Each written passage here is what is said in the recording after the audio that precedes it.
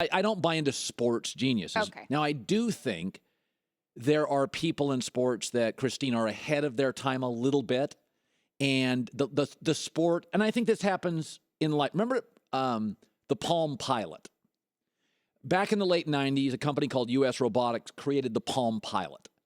And for a lot of people in your 20s, you won't remember this. Oh, with the little pen you could take out? And you could write. Now, the phone, basically they created the iPhone before the iPhone, but nobody had come up with a technology where you could put the phone with all the information. So Palm Pilot didn't have the phone part, but they figured out very, very early, hey, people are going to use this little device and keep all their information in it. It was called a Palm Pilot. And then, but they didn't have the phone technology at that size into it, so they got overwhelmed eventually, and Palm Pilot goes away. They were just a little before their time.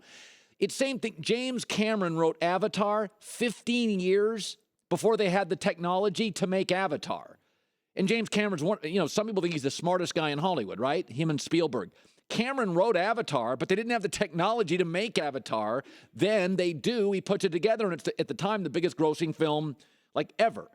And there are people out there that are really, really smart and high functioning, but they come up with something early and society's not ready for it. Like Mike D'Antoni of the Lakers. What you're watching with Golden State is what he tried to do with Phoenix years ago. He didn't like bigs. He'd give up bigs for shooters. He told James Harden, switch positions. I want you to take more threes. The Lakers tried to saddle him with bigs. He's like, I don't want any of these bigs. I want us to run, be young, and shoot threes. But Mike D'Antoni didn't have the success yet, so people would listen to him. And he's not a real willful personality. He's a very nice guy. Greg Popovich has the success, and Greg Popovich is willful. He'll bark at you. He's 6'6". He'll intimidate you. So here's a classic example. Watch what Pau Gasol did last night. Here's Pau Gasol, the veteran. Mills weaving. Gasol firing a three. He will rip your heart right out of you. Mike D'Antoni begged Pau Gasol to shoot more threes, and he wouldn't. Greg Popovich asked him to shoot more threes. He shot 104 this year. Because Popovich has the personality and Popovich has the success and the willfulness. Mike D'Antoni, the way Houston plays now, that's what D'Antoni's wanted for 15 years in this league. That's what he's wanted. That's what he's wanted. And people have always pushed back. I mean, even Steve Kerr, who worked with him in Phoenix, and Steve's smart as a whip. Steve traded away some of those guys to get Big Shaq. And D'Antoni was like, that's the end of me. Like, Mike, I've always had a soft spot for D'Antoni. And, I see this all the time where people get labeled crazy or like Chip Kelly when he went to Oregon, literally changed college football. I can remember being in a recruiting meeting with USC and Lane Kiffin, and they were looking at linebackers. It was a recruiting meeting. He gave me the opportunity to watch that. And they were recruiting to face Chip Kelly. USC, the big dog in the conference. They were literally like, no, that linebacker can't defend Oregon. No, that safety's too big. We won't be able to beat Oregon. Like Chip Kelly changed the conference.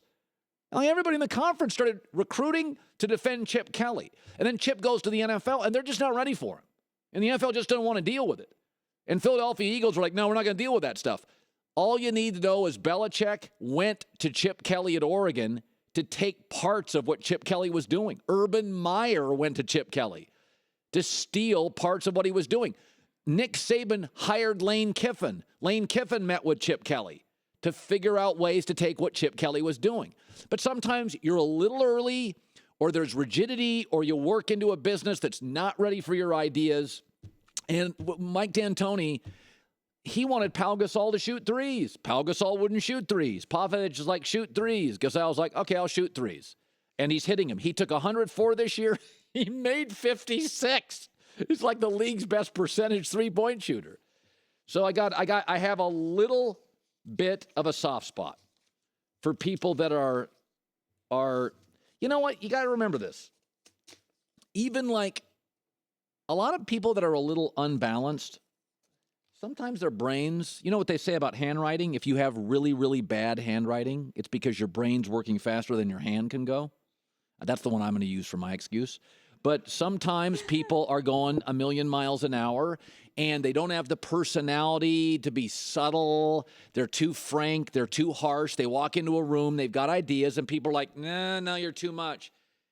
There's a lot of smart people out there. Now, they may not be balanced and they may not be successful, but there's a fine line between brilliant and crazy. And I think a lot are both. I think a lot of brilliant people are crazy, and some crazy people can be brilliant.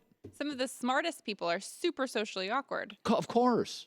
Makes sense, because their brain's working on a different level. So I find myself, I'm rooting for Mike D'Antoni and Quinn Snyder this year because the coaching fraternity bailed on both, and they're damn good coaches.